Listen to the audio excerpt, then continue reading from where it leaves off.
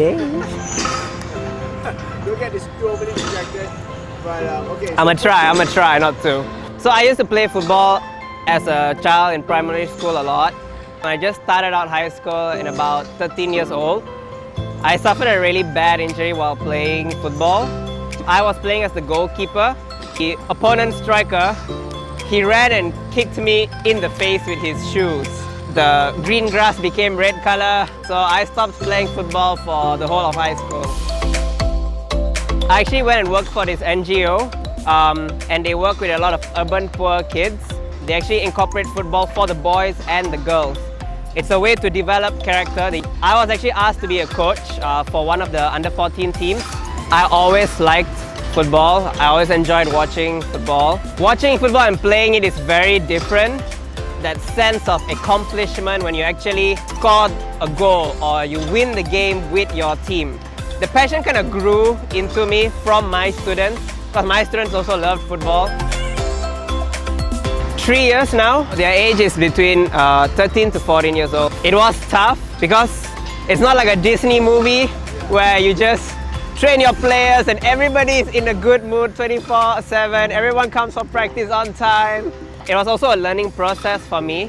When you're in the classroom, more of a teacher giving to the student, but in the field, it's actually the coach giving to the player and the player also giving to the coach.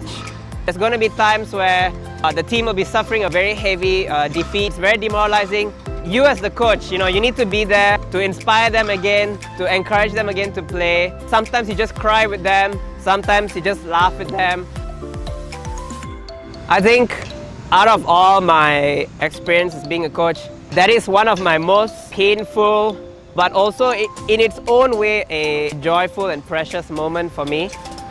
What ended up happening was that I had this one player. He was the least experienced in the team.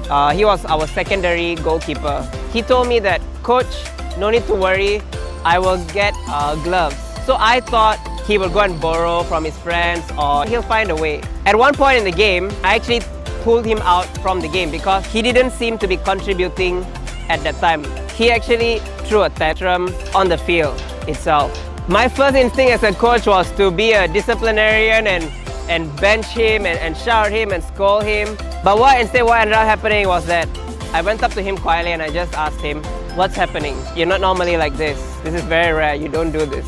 There he told me that for 2 months, he had not eaten his lunch. He has been sacrificing his lunch money and saving up that lunch money to buy the gloves that he was wearing, the brand new gloves that he was wearing. And in that moment, I realized something.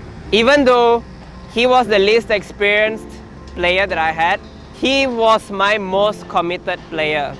It changed my perspective on what playing as a team actually meant.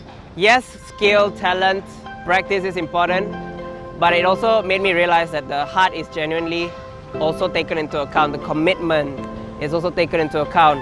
On our 3rd year, he is one of those players that is actually responsible for winning us the trophy, the league.